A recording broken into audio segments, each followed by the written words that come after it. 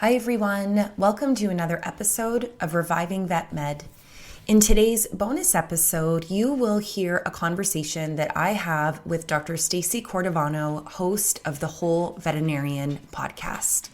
During this episode, we are going to discuss the features of a toxic workplace and the ways in which toxic work cultures can be rectified. So we discuss things ranging from what are the different toxic behaviors that can contribute to toxicity in the workplace, as well as what are the features of a toxic environment and what can leaders and team members do to fix that. So I'm really excited to share this episode with you. I have been interviewed on Stacey's podcast a couple of times. The Whole Veterinarian is one of my absolute favorite podcasts. I listen to each and every episode, and I urge you to subscribe to the Whole Veterinarian podcast. I think you'll enjoy it just as much as I do. So with all of that said, let's go ahead and get into the episode.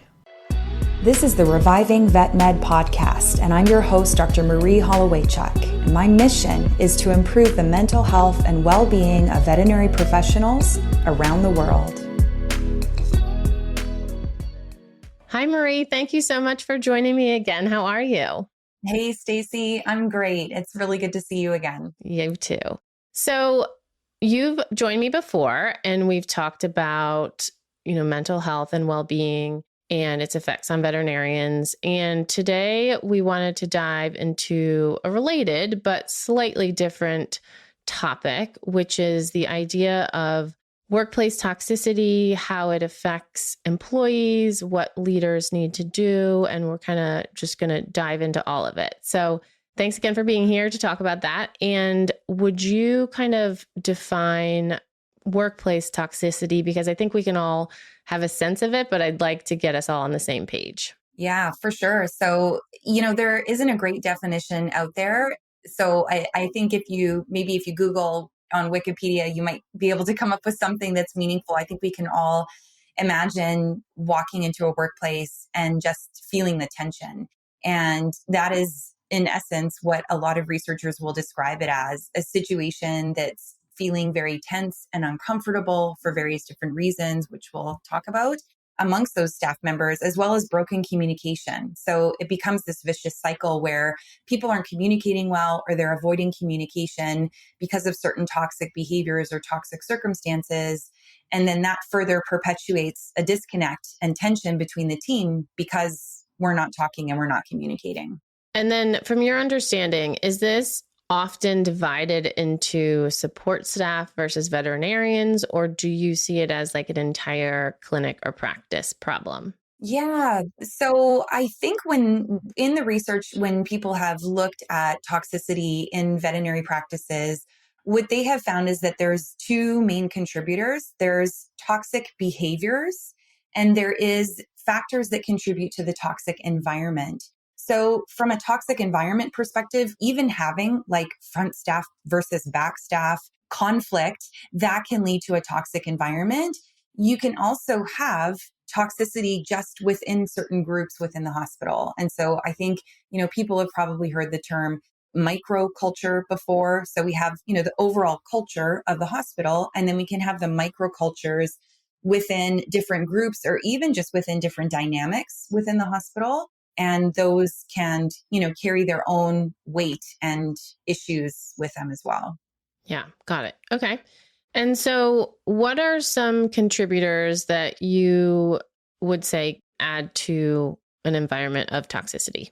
Yeah. So, a lot of this work comes from focus group research out of the Ontario Veterinary College. So here in Canada, there was a group that interviewed different individuals from companion animal practices across Ontario. They talked to every member of the team. So they talked to, TAs and kennel attendants, technicians, and to veterinarians and practice managers. And specifically with a toxic environment, they identified different factors that seem to contribute.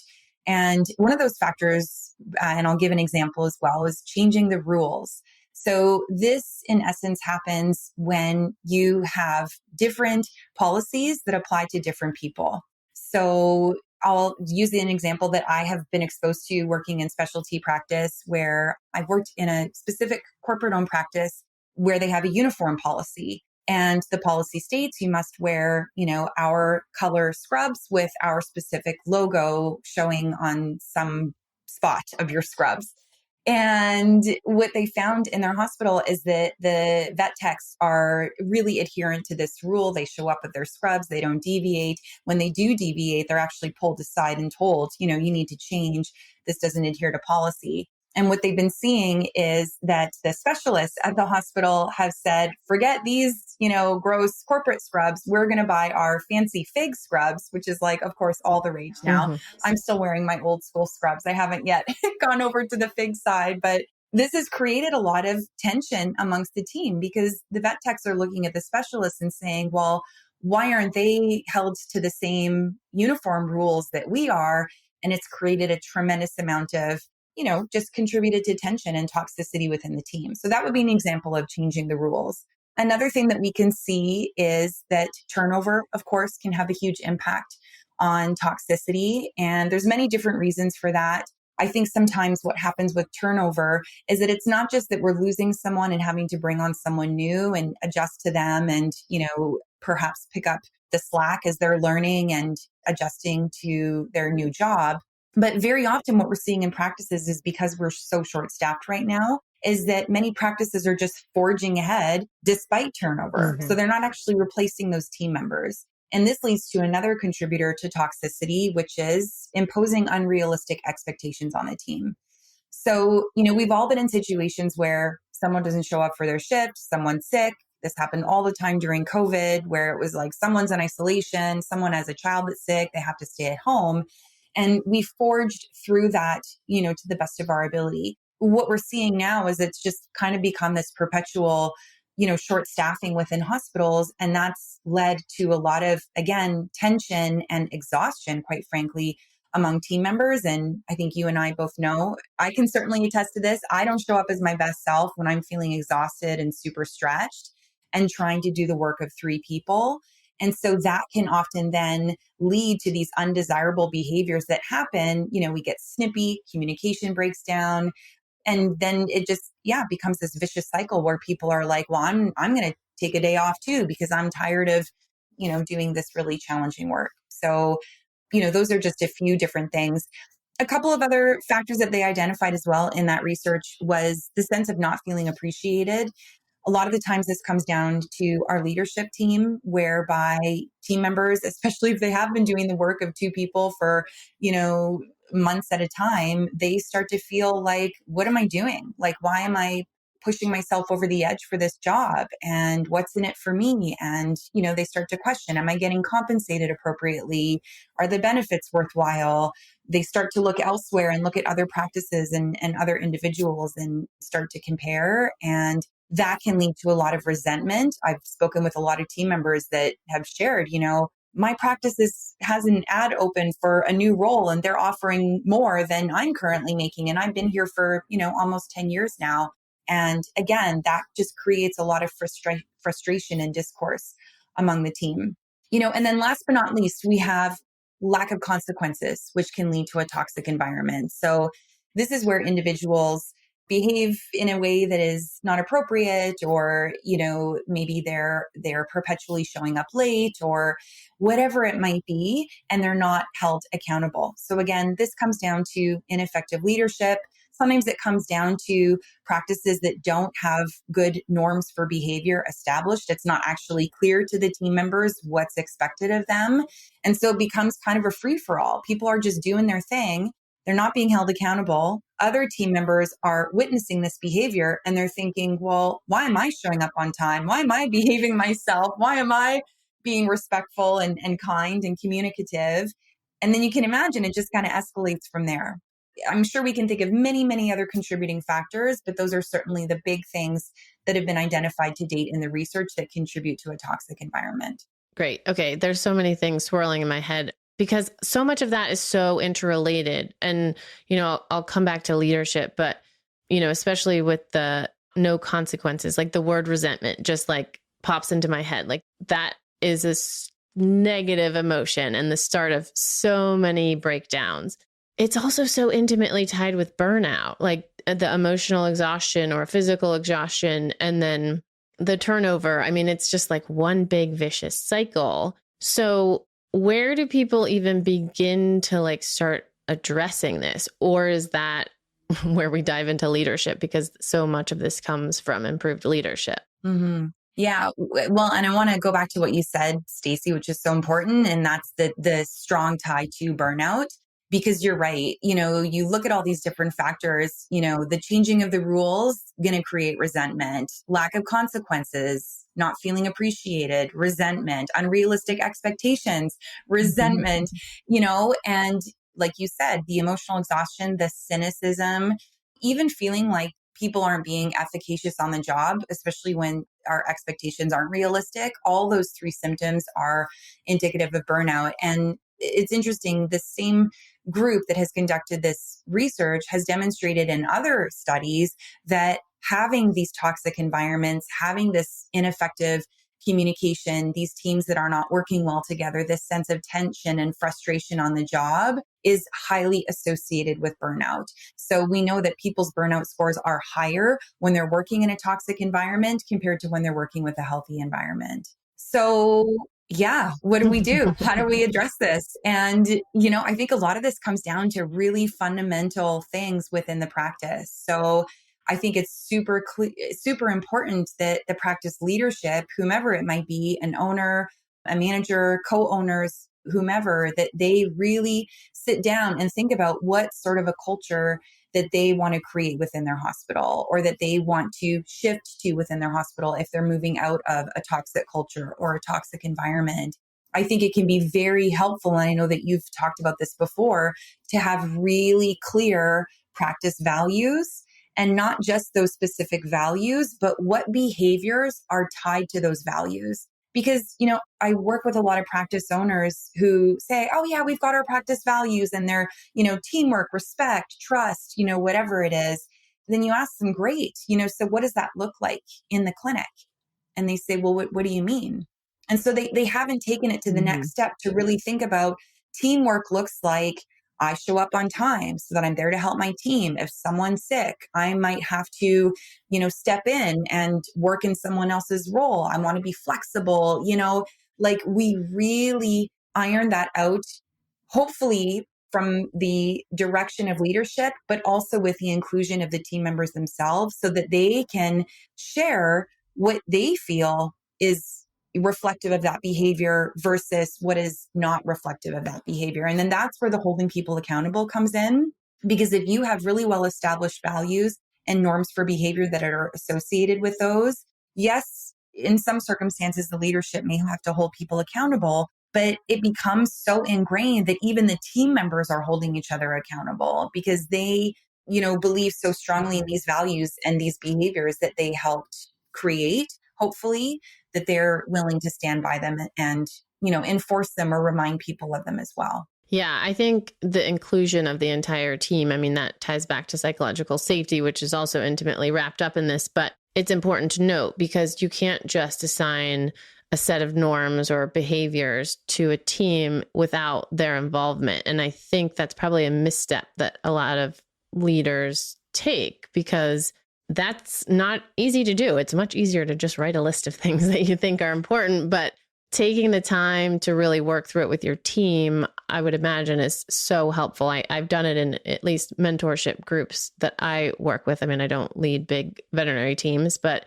I think that walking people through that could be really helpful. Is that something that you work with teams on? Yeah, I do. And you're absolutely right. And there's so many ways that you can do this that don't come off as like the corny, like we're going to figure out our practice values and we're going to make norms for behavior. There's exercises where you can, as a team, you can even make it kind of competitive, but you can brainstorm, like what is an ideal team member? What do they look like? Everything from like, how do they start their shift?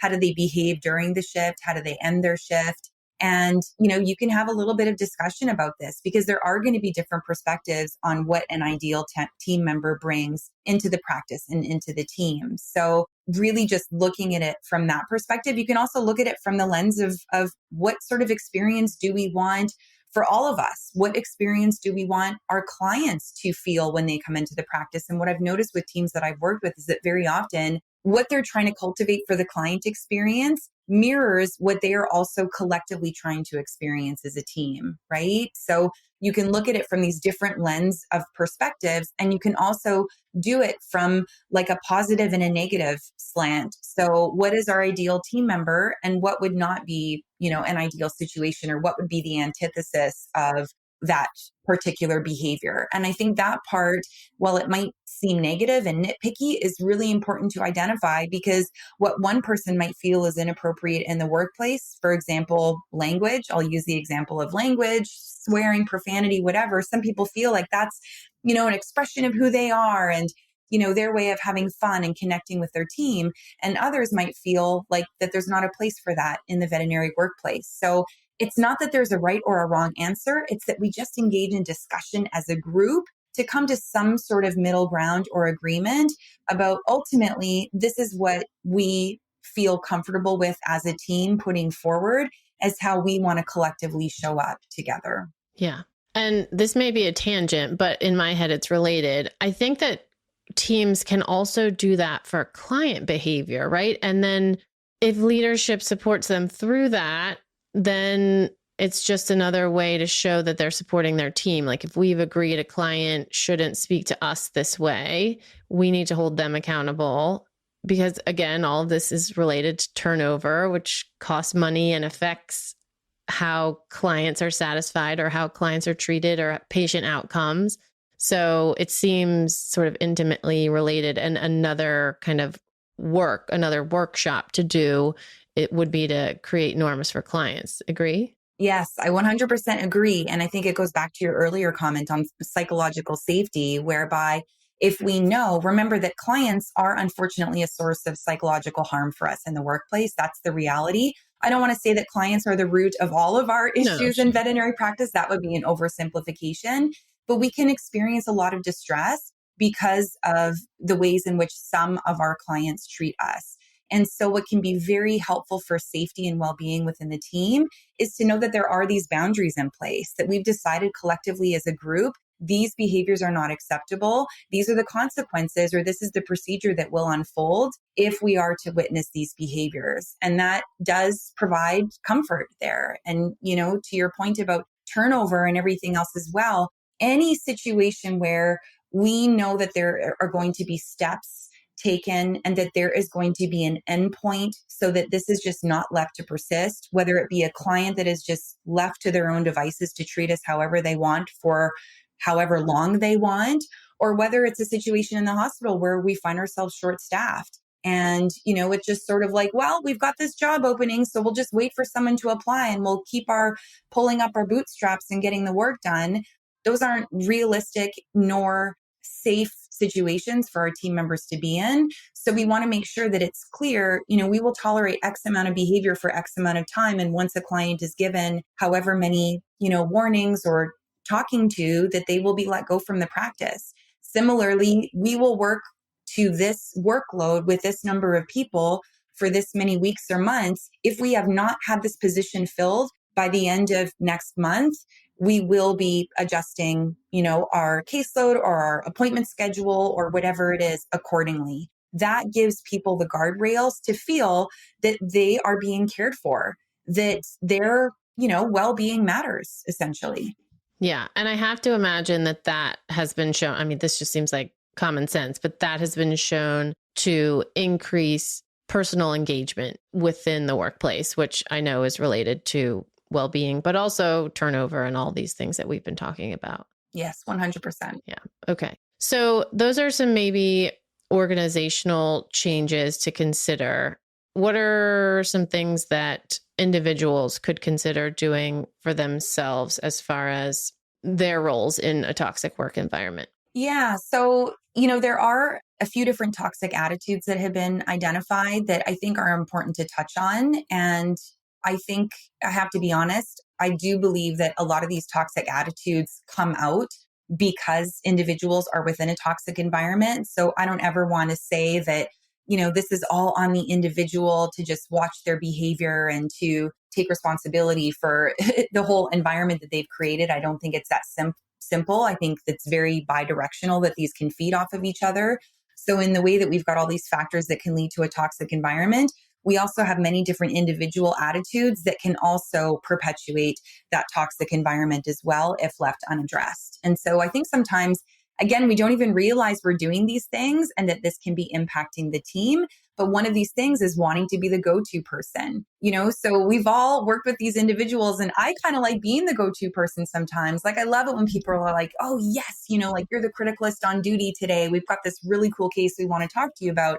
I like it when people come to me. I also like to know that I'm helping others. I think sometimes this can become a pathology or of detriment to some individuals and some teams, where a person clings so much to being the go-to person that they almost start to hoard information, or, they use it as a means of keeping control over the team. So I'll use the example. I worked with a team previously that had IT person designated on their team. So the person who dealt with all the computer crashes and printer problems and everything else that might happen in this large hospital.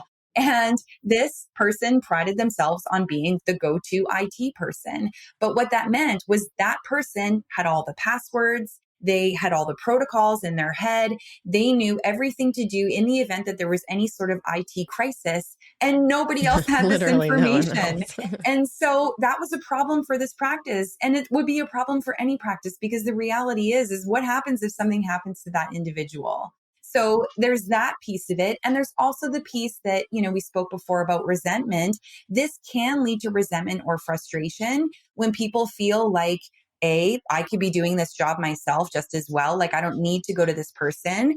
Or B, if this person is a challenging person to contend with, it might feel, again, frustrating to always have to be going to that person and to feel like we're having to jump through hoops. And then the last piece of that is, if this person really is holding on to information and just sharing it with others when they feel like it's necessary to share, it just doesn't create a sense of transparency and trust within the team. So that is one of those behaviors.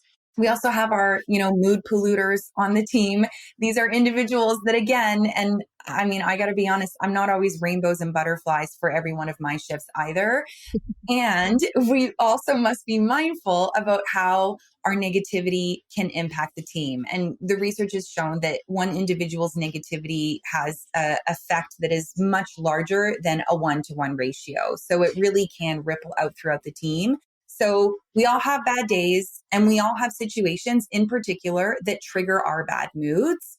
It's important to communicate that, to honor that. I know for me, when I get really busy and when I'm feeling really stretched, I can definitely get into serious Marie work mode, where I tend to lose the niceties and a little bit of the cheerful nature that I can otherwise demonstrate.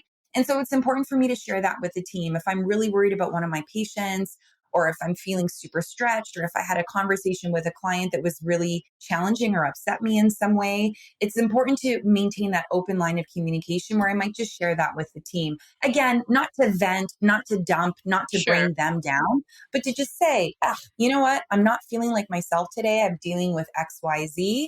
Just so that there isn't that taking it personally, that people aren't like, oh my gosh, like every time I'm around Marie, I feel like I did something wrong, or, that it just feels very stressful. So managing our emotions, which is, emotional agility. Yeah, I know, right? We don't all have it, and we're certainly not taught it. I was going to say, for me, I'm not the most vulnerable person. I tend to keep like a distance between personal problems and work, but I think it has been helpful to just, even if it's like a one-liner, like my kid didn't sleep last night, like FYI, I'm not in top form today. Like sometimes that's all that needs to be said. I also was reading about the mood polluters and how people were saying that one bad client interaction during the day could really mess up the whole rest of the day. And it made me think of the veterinary well-being debrief that I learned about from Mentor Vet, actually. But even if it could just be a policy in place that if like a really bad client interaction happened, there may be some space or somewhere in the clinic or something to kind of just work through that. It might be a one way to stop that like cycle of negativity for the rest of the day. Thought it just popped in my head. Like that would be a great plan if that happened often for people. Yeah, I think debriefs are so important. Again, whether you're debriefing within your little cohort that you work most closely with, it could be one other person that you feel comfortable confiding in. It could be a larger debrief, like it could be a whole team that is debriefing. To that point as well, I really like the idea of when we start the shift with our team that we do have some sort of check-in. To your point about my kid didn't sleep last night, period. I love like the one word check-in with the team. Like, what are you bringing into the space today? A person might truly feel exhausted. They might be feeling stressed. Maybe they're looking down the appointment schedule and they're seeing their least favorite client and that's already creating some anxiety for them. They might be feeling excited. They might be feeling distracted. Maybe something happened yesterday and it's kind of like niggling at them a little bit. There's so many things that we bring into our team and into the space, and context is so important for shaping our perceptions. It's very easy to look at our teams and be like, well, they're in a cranky mood today, or, they're just like such a pain in the butt to work with or whatever.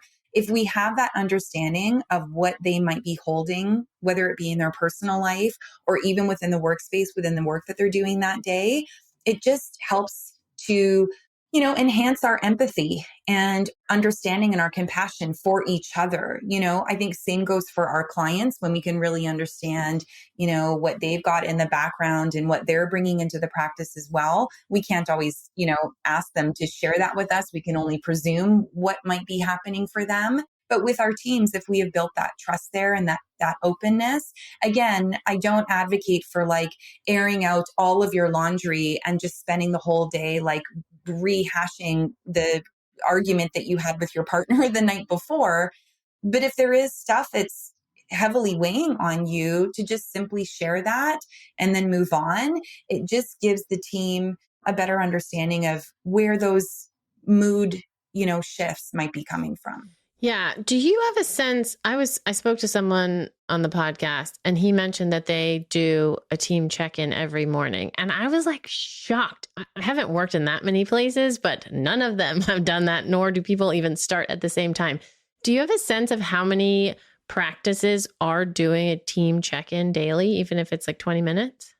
Yeah, it's not many. And I recall hearing that conversation on the podcast, and I was so excited because, we often refer to these as team huddles or team check-ins. And I think it happens, quite honestly, more often in larger practices, whether it be within each particular service, that they're doing a little bit of like a, here's the day, this is what we have ahead of us. And, everyone kind of checks in. How was your night? How was your morning? Whatever it is, that there's even those informal. It doesn't have to be like, we're going to go around in a circle and everyone is going to share one word to describe how they feel. I mean, it can be done that way.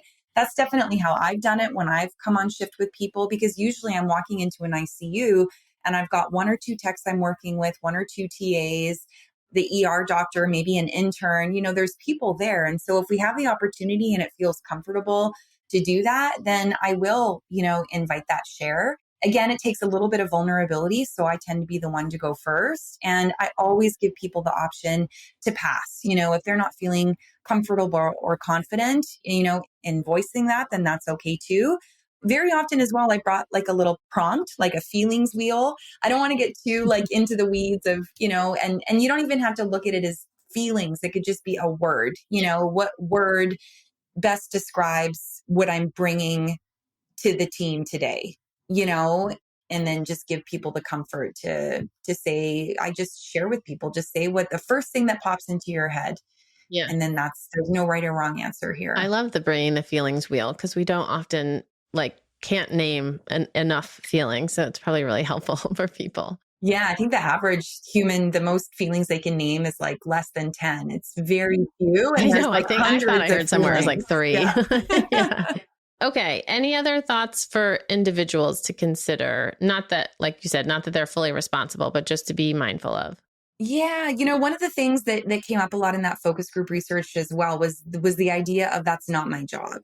right? And so I think we've all been in a situation where we ourselves have been the one to say, like, I don't want to do that. That's not my job. Like, I'll use the example for me. It might be, following up on someone's blood work that I don't know anything about, or I, have no understanding of, or I know it's a really good client of internal medicine. And I'm like, ugh, like, I don't even want to go there. That doesn't feel comfortable for me. Or even to see like a medicine recheck if somehow that ended up on my schedule, so to feel like, whoa, that's not my job. Like, that's not what I'm here for. We see this a lot amongst our support team members as well, where we might have vet techs that, don't want to answer the phones or don't want to assist with laundry or other tasks that would normally be relegated to, techs and, tech assistants and kennel attendants and so on. So this comes up a lot. This is not just the support team, though. We see this a lot with veterinarians that don't want to see clients that aren't theirs. They don't want to, take calls from clients that aren't typically theirs, whatever it might be. And again, it's creating this sense of resentment and frustration. Like, who are you to say that you can't do this or that you don't want to do this? It feels, people in the focus group work really suggested that it felt like they were quote unquote better, than the other person, like too good to do this work, not stepping up, not being a team member. So again, eroding trust, creating frustration, creating resentment. So just being mindful of that when you're asked to do something, to legitimately, yes, you might be too busy or it really might be outside of your wheelhouse. Perhaps share that to say, I'm really not comfortable doing that because, to give an explanation versus like, no, I'm not doing that. Right? Just again, that perspective sharing that just gives people a context for your response. So again, it all comes down to open communication and then having the willingness to, yeah, you might have to step in. I've had situations where I was down one of my technicians and I've had to assist with catheter placements or restraining a patient or, whatever it might be. And it's not ideal. We don't like it. I get it. And there's a lot about vet medicine that just isn't ideal right now. So can we try to show up as our best self to, show up for our team the way we would want them to show up for us, essentially. Yeah. So that's one of the big things. Great. Well, I feel like we could talk about this forever. I did want to circle back to leadership a little bit because I know some of that research shows that conflict resolution is a really important skill for leadership to have. And I wrote down this quote from those focus groups, and it said, prompt and consistent attention to negative behaviors is recommended to reduce the development of a toxic environment. And that sounds great, but that's a little vague. So I was curious if you had thoughts on that. I do. This is so much of the work that I do when I do coaching with leaders and do my workplace well-being trainings. Is a huge component of it is conflict resolution. And it's even like the most inconsequential conflict that can come up. Like there's a disagreement about the schedule, or there are two clinicians that really can't see eye to eye on managing cases together, or whatever it is. So we can have this information conflict piece where there's just literally a difference of opinion or idea. And then we can have the personality conflict, which is what they're referring to in that statement, where they're wanting individuals to be held accountable for their negative behaviors. So with the information conflict, the best advice that I can give to people is to show up as curious as you possibly can. It's very easy to take an information conflict and make it personal. They don't agree with me. They think I'm a bad criticalist. They think I'm a bad vet, whatever it might be. Rather than making it about you, make it about the issue, the situation. What is it about the schedule that you're not happy with? Asking these open-ended questions, preferably that don't start with why, because that can create a lot of defensiveness from the other person, and just open up a dialogue. Tell me more. I really want to understand where you're coming from. I've never managed a case that way. I'd love to hear your perspective. Or I'm not super comfortable doing it this way because I haven't done it before. Maybe you could explain to me how you've done it that way. So that's really helpful for information conflict, reflecting back to the other person what you're hearing. So what you're telling me is that you're really tired of working every weekend and that you'd like to have occasional Saturdays off. Okay, I can work with that, or whatever it is, so that there's this exchange. And essentially really focusing on the problem and really expressing a genuine desire to understand the other person's perspective versus what most of us as humans default to, which is a need to defend ourselves and our perspective. So it's not about you, it's about the issue, and focus on that. To the point about holding individuals accountable for their behaviors, this is where, again, I do still believe that a lot of those strategies can be effective. Getting really curious about a person's behavior, definitely sharing what you've observed, being as objective as you possibly can. So not, I heard from someone on the team that XYZ happened. You really want to speak to what you have observed as a leader and what you've seen, heard, witnessed, etc., and then talk to the person about it, ask questions, or even open it up if you haven't had the opportunity to observe a person's behavior yourself, but you've been hearing things. Have a conversation about how have things been with you lately? What's been going on? What's been your take on work lately and how you've been showing up? Again, if you've got those really solid practice values and norms for behavior, you can really tie back to those and ask, how the person might be showing up compared to our ideal team member. And, I think getting really clear on what you need as a leader and as a practice from that individual, and also digging into what they need. Because this goes back to the comment I said earlier, where none of us are showing up cranky and negative to our jobs for no reason. There's probably something there. There's maybe a need that we're not getting. Maybe we need a break. We're not getting it. We need a lower caseload. It's not possible. Whatever it is, there needs to be a bi-directional conversation, this sort of help me, help you conversation, which is to say, this is what we expect from you and this is what we need. These sorts of behaviors aren't okay. So what do you need from us to get you from that point to where we expect you to be? And then you work with them on that. Again, they might need better training. They might need clear expectations. They might not have had any idea that what they were doing wasn't okay. So just some clarification there. And they might need something else that goes deeper, maybe time off, maybe access to their employee assistance program to talk to someone, having that bi-directional dialogue, never giving feedback to a person where we're just simply saying, you're the problem, this is what you need to fix, owning what you can take responsibility for in that situation and working together to come to a solution. Yeah, that's great advice. And it reminds me of Brene Brown talking about the idea of thinking generously of people, which has been helpful to me. And I often need reminders to do.